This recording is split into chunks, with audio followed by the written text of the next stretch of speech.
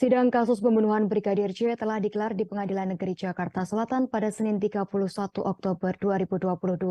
Dalam persidangan tersebut terungkap sejumlah fakta baru dan menarik, di antaranya Susi yang dihadirkan dalam sidang kasus pembunuhan berencana terhadap Brigadir J dengan terdakwa Baradae memberikan jawaban yang kerap berbeda-beda dan membingungkan hakim.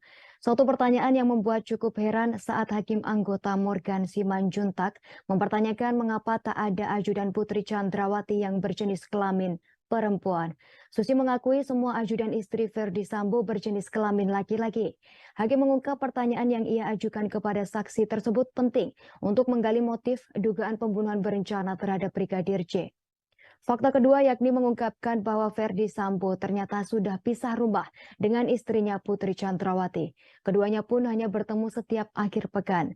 Hal itu sekaligus membantah keterangan asisten rumah tangga Verdi Sambo, Susi, yang menyatakan Sambo dan Putri tinggal serumah. Baradae menjelaskan keterangan Susi yang menyebutkan kerap memasak sarapan pagi untuk Verdi Sambo di rumah Jalan Saguling, Jakarta, tak benar adanya. Verdi Sambo disebut telah lama tinggal di rumahnya yang lain di Jalan Bangka, Jakarta.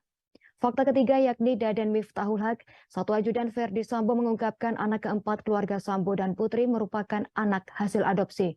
Pernyataan Daden tersebut disampaikan saat ia bersaksi pada sidang kasus dugaan pembunuhan berencana terhadap Brigadir J.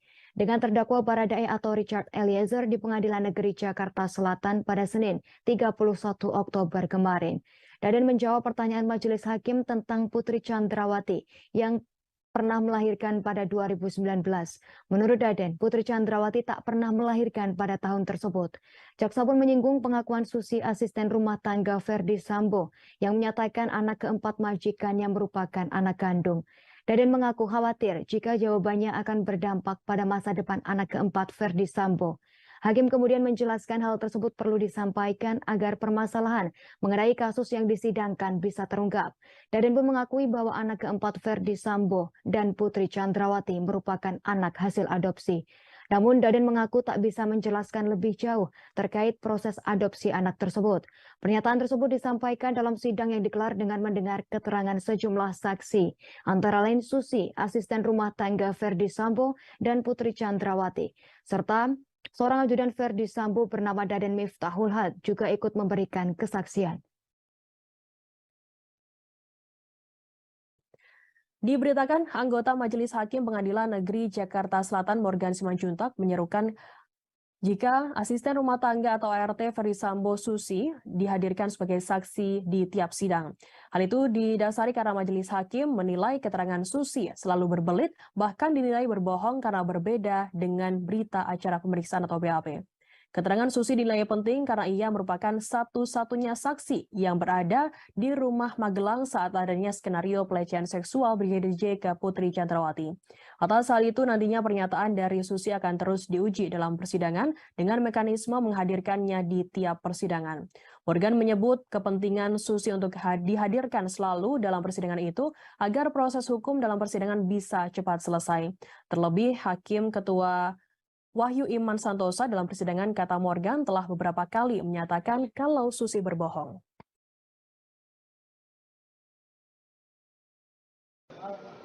Keterangan ini bisa menjadi keterangan palsu.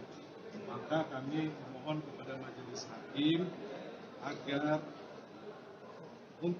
khusus untuk saksi Susi dikenakan pasal 174, kemudian dikenakan pasal 242 KUHP ya, sesuai dengan asas peradilan, legalitas profesi peradilan. Kami beranggapan bahwa saudara Susi ini telah melecehkan pengadilan. Bahwa di pengadilan ini tidak boleh ditutup-tutupi, tidak boleh ada yang bohong, semua harus berkata jujur karena ini apa? Ini buat kepentingan semua orang dan kepentingan dari keluarga korban dan kepentingan juga untuk klien saya. Disinilah kami meminta supaya pengadilan mengabulkan permohonan kami bahwa saksi yang seperti ini tidak dibolehkan lagi berkata palsu atau bohong sehingga merugikan klien kami. Seperti itu teman-teman. Bang, izin penjelasannya yang terkait dengan Alias Baradae menanggapi kesaksian Susi ART Verdi Sambo dalam sidang lanjutan kasus pembunuhan berencana Brigadir Nofrian Syah Yosua Huta Barat alias Brigadir J pada Senin 31 Oktober. Baradae menyebut Susi banyak berbohong dalam memberikan keterangan saat sidang di Pengadilan Negeri Jakarta Selatan. Lantas Hakim Ketua Wahyu Iman Santosa pun meminta Baradae menyebutkan bagian dari keterangan mana yang dinilai telah berbohong. Kemudian Eliezer pun menyebutkan soal kesaksian Susi di tanggal 4 Juli yang mengatakan bahwa Yosua mengangkat Putri Chandrawati. Kemudian Susi menyatakan bahwa Ferdi Sambo kerap berada di rumah yang berada di Jalan Saguling dan Duren 3. Padahal mantan Kepala Divisi Profesi dan Keamanan atau Kadif Propam Polri itu lebih sering di rumah yang berada di Jalan Bangka. Lebih lanjut, Eliezer juga mengungkapkan bahwa ia dan Sambo sempat terpapar COVID-19. Namun isolasi mandiri atau isoman itu dilakukan di rumah yang berada di Jalan Bangka. Begitu juga saat anak Ferdi Sambo terjangkit COVID-19, isolasi dilakukan di rumah Jalan Bangka. Tak hanya itu, Eliezer juga membantah kesaksian Susi yang menyebut bahwa Yosua atau Brigadir J tidak memiliki kamar di Saguling. Terakhir, mantan ajudan Ferdi Sambo itu juga membantah keterangan Susi yang mengaku tidak melihat senjata api yang dibawa dari Magelang ke Jakarta. Menurutnya, senjata laras panjang yang berada di mobil sangatlah jelas terlihat oleh siapapun. Asisten rumah tangga Ferdi Sambo bernama Susi dihadirkan sebagai saksi dalam persidangan Baradae pada Senin 31 Oktober. Dalam sidang, Susi bercerita bahwa dirinya diajak dalam acara makan-makan setelah peristiwa pembunuhan Brigadir J.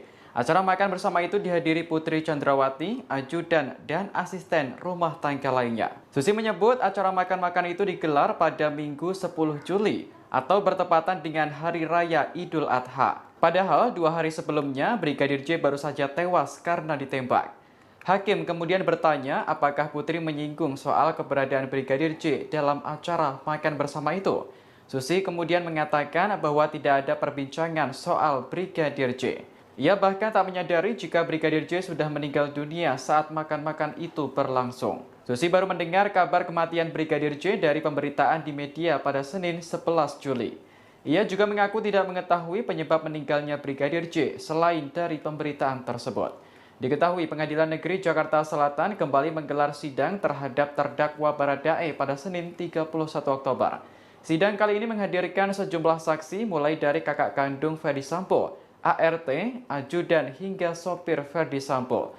Mereka akan memberikan keterangan terkait kasus pembunuhan Brigadir J di hadapan majelis hakim.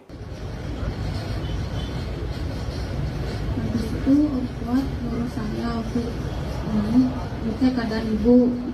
Oke, tanpa saudara ketahui, tiba-tiba saudara Kuat nyuruh, tolong cek. Ya. Curiga nggak saudara? Saya tidak. Curiga nggak saudara? Kok tiba-tiba sih saya disuruh? Saya belum ada pikiran ke sana. Oke, terus?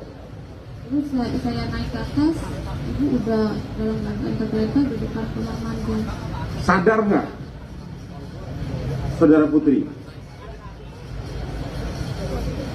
Nggak bisa jawab karena saudara mau mikir, mau bohong. Jawabannya sederhana, sadar atau enggak dia?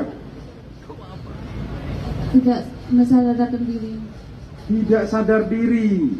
Masih di saya. Hah? Di peluk terus ibu kenapa gitu.